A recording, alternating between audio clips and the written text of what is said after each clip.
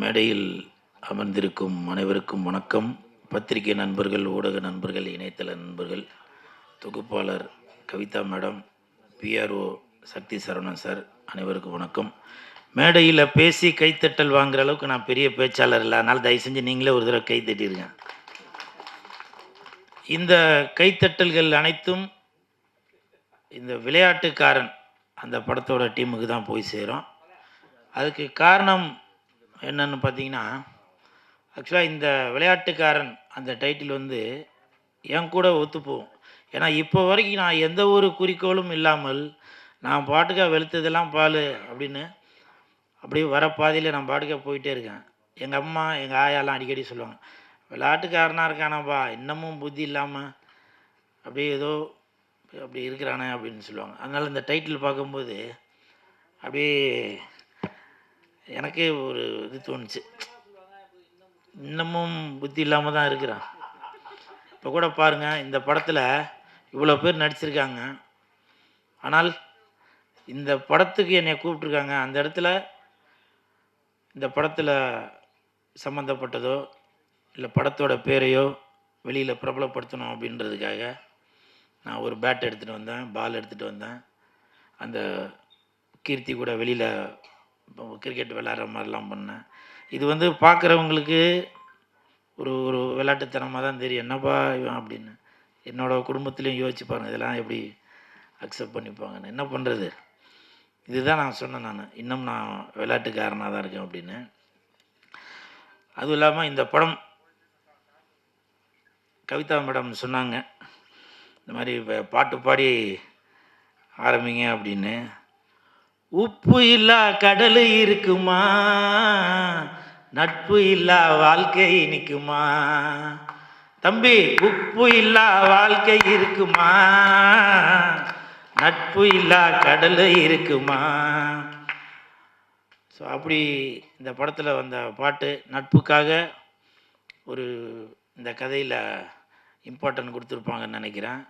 So Das அவர்களுக்கு, இயக்குனர் தாஸ் அவர்களுக்கு என் மனமார்ந்த வாழ்த்துக்கள். லெஃப்டில் வாங்க, ரைட்டில் வாங்க, லெஃப்டில் வாங்க. ரொம்ப நன்றி. தாஸ் அவர்களை வந்து கிட்டத்தட்ட எனக்கு ஒரு 15-20 வருஷமாக தெரியும்.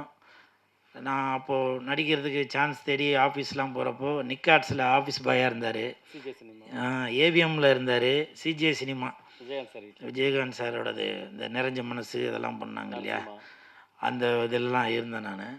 ஸோ அப்போ வந்து இப்போ சினிமா அதே பற்றி பேசிகிட்டு இருப்பார். அப்புறம் ஆஃபீஸ் பாய்க்கு முன்னாடி வந்து இந்த தபேலா வாசிக்கிறவங்க, மியூசிக் இன்ஸ்ட்ருமெண்ட்டு உள்ள அவங்க தானே, அவங்க அசிஸ்டண்டாலாம் போவார். ஸோ அப்படி சினிமா மீது ரொம்ப ஆர்வம் கொண்டவர் அவர். இன்றைக்கி ஒரு கடின உழைப்பு மூலம் இன்றைக்கி இந்த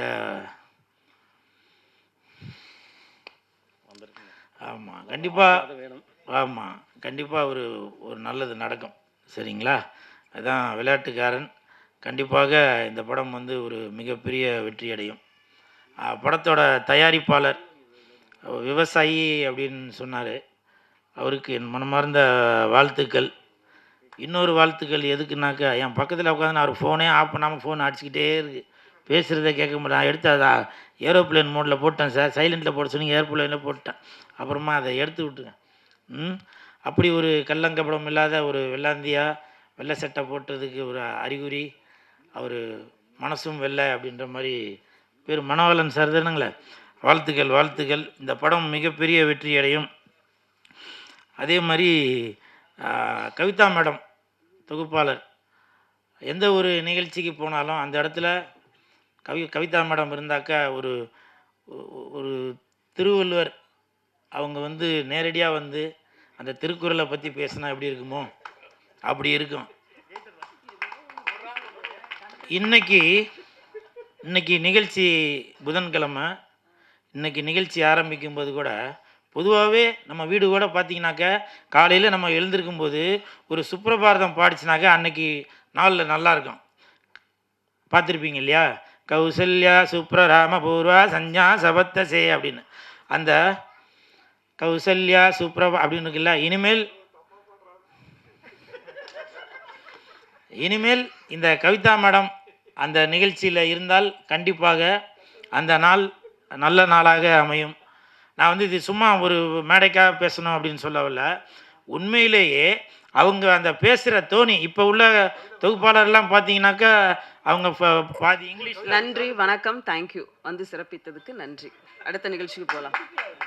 போதும், இது எனக்கான நிகழ்ச்சி இல்லை. புதிய டீமு, புதிய இயக்குநர்கள், அவங்கள பற்றி 4 வார்த்தை பேசுங்க. நன்றி. இப்போ கூட தயவு செஞ்சு கவிதா மேடம் கொஞ்சம் கை தட்டுறீங்களா? என்னை பற்றி புகழ வேண்டாம், இது வந்து எனக்கான மேடை இல்லை. ஏன்னா நிறையா பேர் நான் இங்கே உட்காந்துருக்கு போய் என்கிட்ட வந்து சொல்லிட்டு போவாங்க, என்னை பற்றி பேசுங்க, என்னை பற்றி பேசுங்கன்னு. இவங்க பாருங்கள், என்னை பற்றி எதுவும் பேச வேண்டாம், நீங்கள் மற்றவர்களை பற்றி பேசுங்க. ஏன்னால் அந்த கவிதா மேடமுக்கு தெரிஞ்சிருக்கு ஒரு ப்ரொடியூசரோட வழி என்ன அப்படின்றது. இன்றைக்கி 3-4 லட்சம் செலவு பண்ணி ஒரு ஆடியோ ரிலீஸ் பண்ணும்போது படத்தை பற்றி மட்டும் பேசி அவங்களுக்கு பெருமை சேர்ப்போம் அப்படின்னு நினைக்கிறாங்க. அந்த கவிதா மேடமுக்கு என் மனமார்ந்த நன்றிகளை தெரிவித்துக் கொள்கிறேன். அப்புறம் சுப்பிரமணிய சிவா சார் அவங்க வாழ்த்த வந்ததில் நான் ரொம்ப சந்தோஷப்படுறேன். என்னன்னாக்கா இப்போ எல்லோரும் என் பேர் கூல் சுரேஷ் தெரியும், இந்த கூல் அப்படின்றது தெரியும். கமெண்ட்டில் வேறு மாதிரிலாம் கூட பூவெலாம் போட்டு இது பண்ணுறீங்க. ஆனால் இந்த கூலுன்றது ரிஜிஸ்டர் ஆகிறதுக்கு காரணம் சுப்பிரமணிய சிவா சார் தான். திருடா திருடி, ப்ளீஸ் தட்டிடுங்க. அந்த சுப்பிரமணிய சிவா சார் இல்லை என்றால் இன்றைக்கி உங்களை சந்தோஷப்படுத்தக்கூடிய இந்த கூல் அப்படின்ற ஒரு வார்த்தையே உங்களுக்கு கிடச்சிருக்காது. ஏன்னா அன்றைக்கி திருடா திருடி படம் அப்போது கருணாசனை வந்து இந்த டாலரை பிடிச்சி சொல்லுவார், டேய் இது என்னடா அது, கூலு போடாயம் அப்படின்னுவார். உடனே தனுஷ் சார் வந்து அதை நிறுத்தி அது ஒரு காமெடியாக பண்ணோம். அந்த படம் மிகப்பெரிய ஹிட்டு. 186 நாள் அவார்டு வாங்கின அந்த படத்துக்கு. காமராஜர் அரங்கத்தில் அந்த நிகழ்ச்சி நடந்தது. 186 நாள் அந்த படத்துக்கான அவார்டு வாங்கினேன் நான். அது வந்து என்னால் மறக்கவே முடியாது. அது மட்டும் இல்லை, சுப்பிரமணிய சிவா சார் இன்றைக்கி வந்து ஷூட்டிங் ஸ்பாட்டில் பார்த்தீங்கன்னாக்கா அஜித் சார் படத்துக்கு கூட்டம் ஜாஸ்தியாக இருக்கும். பப்ளிக் விஜய் சார் படத்துக்கு ஷூட்டிங் நடக்குதுனாக்கா உடனே ஊர்லேருந்துலாம் கிளம்பி வந்துடுவாங்க. இப்படிலாம் இருக்கும். அதே மாதிரி ரஜினி சார் படம், கமல் சார். ஆனால் திருடா திருடி படத்திற்கு திருச்சியில் ஷூட்டிங் நடக்கிறப்போ ஷூட்டிங்கே நடத்த முடியல. 1/2 நாளோட பேக்கப் பண்ணியாச்சுங்க. அன்றைக்கி அந்த 1/2 நாளுக்கு அப்புறம் ஷூட்டிங்கே பண்ண முடியல. அவ்வளோ க்ரௌடு. சாப்பாடு வந்த சாப்பாடெலாம் ரூமுக்கு அனுப்பிச்சாச்சு.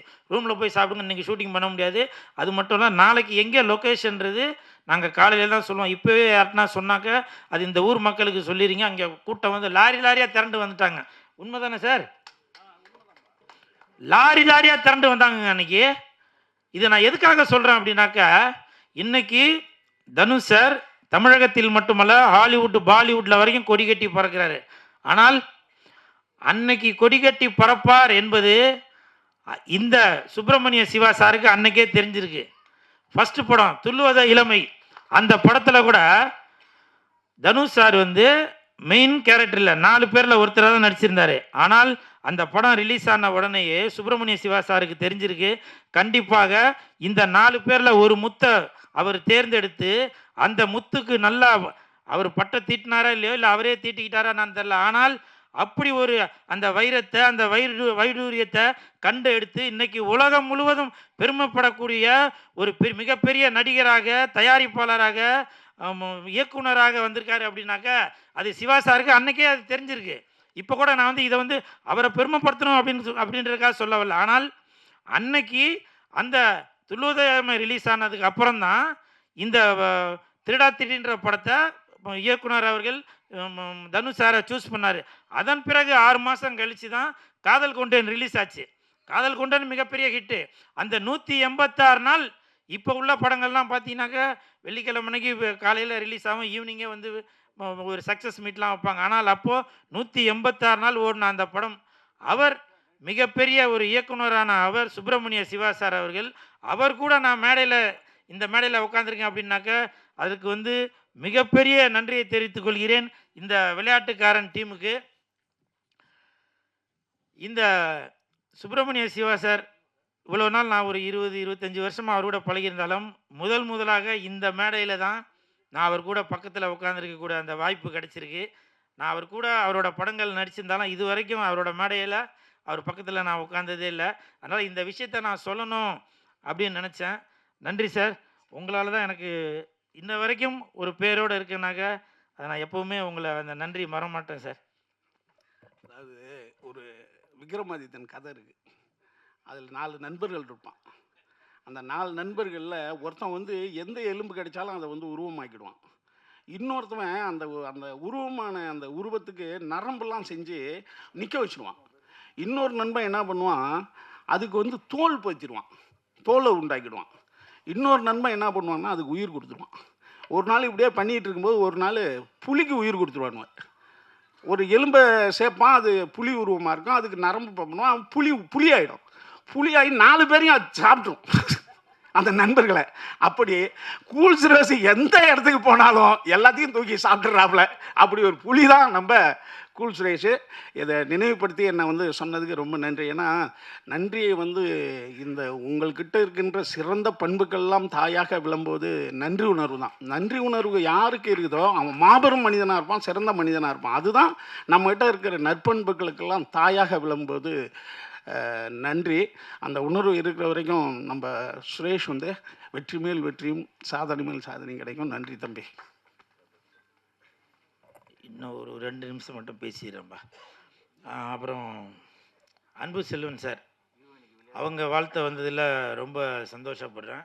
ஏன்னா அவரோட குரூப்பில் அடிக்கடி சொல்லிக்கிட்டே இருப்பார், கூல் சுரேஷை பயன்படுத்துங்க அப்படின்னு சொல்லிக்கிட்டே இருப்பார். இப்போ கூட ஆடியோ ரிலீஸில் வந்து ட்ரெய்லர் பார்க்குறப்போ கூட தயாரிப்பாளர்கிட்ட சொன்னார், பாருங்கள் இதில் ஒருத்தராக கூல் சுரேஷை பயன்படுத்தி இருந்தால் கூட இன்றைக்கி ப்ரொமோஷனையும் தாண்டி அவன் தோல் மேலே வச்சுட்டு தூக்கிட்டு ஓடிட்டுருப்பான் அப்படின்னு ப்ரொடியூசர்கிட்ட சொன்னது என் காதில் கேட்டுச்சு. ஸோ அப்படி என் தாய் தந்தைக்கு பிறகு நான் நல்லா இருக்கணும் அப்படின்னு நினைக்கிற அந்த வெள்ள மனம் கொண்ட அன்பு சாருக்கு என் மனமார்ந்த நன்றிகளையும் பாராட்டுகளையும் தெரிவித்துக் கொள்கிறேன். அப்புறம் உங்கள் சார்பாக ஒரு சின்ன ரிக்வெஸ்ட்டு என்னன்னாக்கா, ஒரு 3 மாதத்துக்கு முன்னாடி பத்திரிகையாளர் ஒளிப்பதிவாளர் சங்கம் நடத்திய ஒரு நிகழ்ச்சிக்கு ஒரு 3 மாதத்துக்கு முன்னாடி போயிருந்தேன். அப்போ வந்து அங்கே நடத்தினவங்கள்ட்ட கேட்டேன், யார் யார் நடிகர்கள் யார் யார் வரா அப்படின்னு. அப்போ 2 3 பேர் சொன்னாங்க, அவங்க வராங்க இவங்க வராங்க. போய் பார்த்தா ஒரு சிலர் அவங்க மட்டும்தான் வந்தாங்க. அப்போ வந்து எனக்கு வந்து ஒரு மனசுக்குள்ளே ஒரு கஷ்டம்.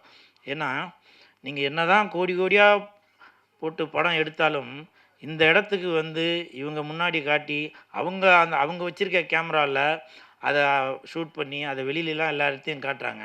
அப்போ அதுக்கு மட்டும்தான் இவங்களை நீங்கள் பயன்படுத்துவீங்களா? அவர்களுடைய நல்லது கெட்டது குடும்ப நிகழ்ச்சி வெளி நிகழ்ச்சி எல்லாத்துலேயும் கலந்துக்க கூடாதா என்பது என்னோட ஒரு ஆதங்கம். அது காரணம் இன்றைக்கி நான் இவ்வளோ தூரம் வந்திருக்கேன்னா கூட அதுக்கு நீங்கள் தான் காரணம். ஸோ அந்த ஒரு எண்ணத்தில் தான் நான் சொல்கிறேன், தயவு செஞ்சு நடிகர் நடிகைகள் நம்மளுடைய குடும்ப உறுப்பினர்களாக இருக்கும் பத்திரிகையாளர் சங்கம் ஒளிப்பதிவாளர் சங்கம் இவங்களுடைய நிகழ்ச்சிலாம் நீங்கள் தயவு செஞ்சு கலந்துக்கணும். அந்த நேரம் மட்டும் நம்மளோட படத்துக்கு மட்டும் ப்ரமோஷனுக்கு மட்டும் பயன்படுத்தினா போதும் அப்படின்னு நினைக்கிறீங்க. அது வந்து எனக்கு ஒரு மிகப்பெரிய மன வருத்தம். இது என் மனசுலேருந்து சொல்கிறேன். இது சொல்கிறது கூட எனக்கு இது இருக்கான்னு தெரியல. இருந்தாலும் நான் கண்கூடாக பார்க்குறதுனால உங்கள் ஒருவனாக எனக்கு சொல்லணும் அப்படின்னு தோணுச்சு, அதுக்காக தான் சொல்கிறேன். அப்புறம் இப்போ சமீபத்தில் பார்த்தீங்கன்னாக்கா கேப்டன் அந்நியார் அவர்களை பற்றி சில தவறான செய்திகள்லாம் போட்டுட்டு வரீங்க.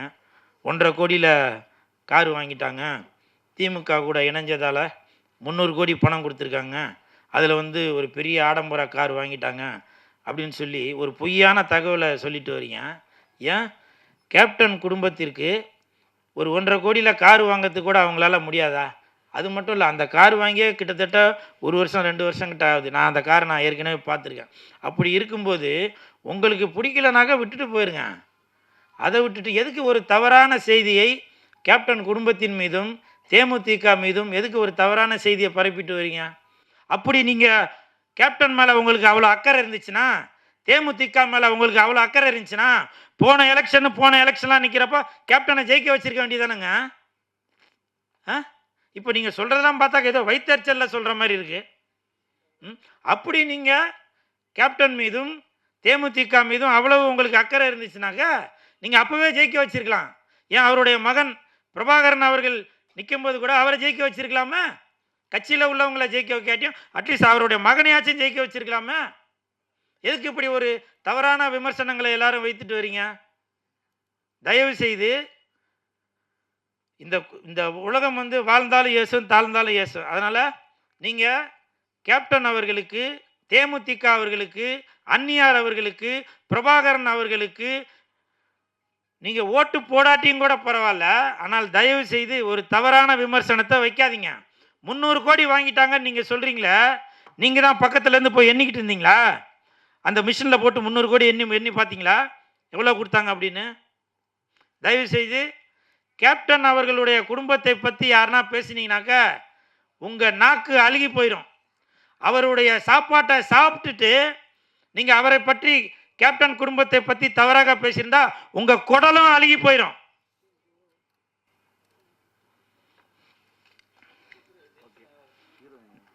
நன்றி, வணக்கம்.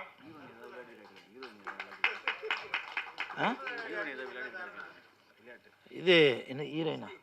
ஹீரோயின் சொல்லி தான் அவன் என்கிட்ட இன்ட்ரடியூஸ் பண்ணாங்க. இங்கே வந்தாக்கா அந்த அம்மா ஏதோ தங்கச்சி கேரக்டராம். அப்படியா? ஏன் அப்படி நான் எப்போவுமே உண்மையை மட்டும்தான் பேசுகிறாள். ஏம்மா வாமா. இந்த சகோதரியின் பெயர் கீர்த்தி. என்ன விளையாடிருக்காங்க இந்த படத்தில்? விளையாட்டுக்காரன் இந்த படத்தில் கீர்த்தி சுரேஷா? ஓ, கீர்த்தி சுரேஷா?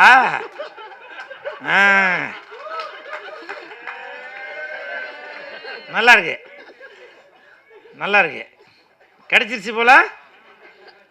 அப்போ இந்த பக்கம் யார் போட்டா போடுவீங்க? யாரு? ஐயா நான் போகிறேன்ப்பா. நான் புரியுதுங்களா? அப்போ அதனால் இந்த சகோதரி கீர்த்தி அவர்கள் நல்லா நடிச்சிருப்பாங்கன்னு நான் நம்புகிறேன். அந்த ட்ரெய்லர் பார்க்கும்போது தெரிஞ்சுது. உங்களுக்கு என் மனமார்ந்த வாழ்த்துக்கள். ஏன் அந்த தாவணி போட்ட புண்ணியம் வரல? தாவணி போட்ட புண்ணியம் வரல? சரி, ஓகே. எனிவே இந்த ஹோல் டீமுக்கும் என் மனமார்ந்த வாழ்த்துக்கள். இந்த படம் மிகப்பெரிய வெற்றி அடையணும் அப்படின்னு உங்கள்கிட்ட நான் தாழ்மையோடு கேட்டுக்கிறேன். நன்றி, வணக்கம்.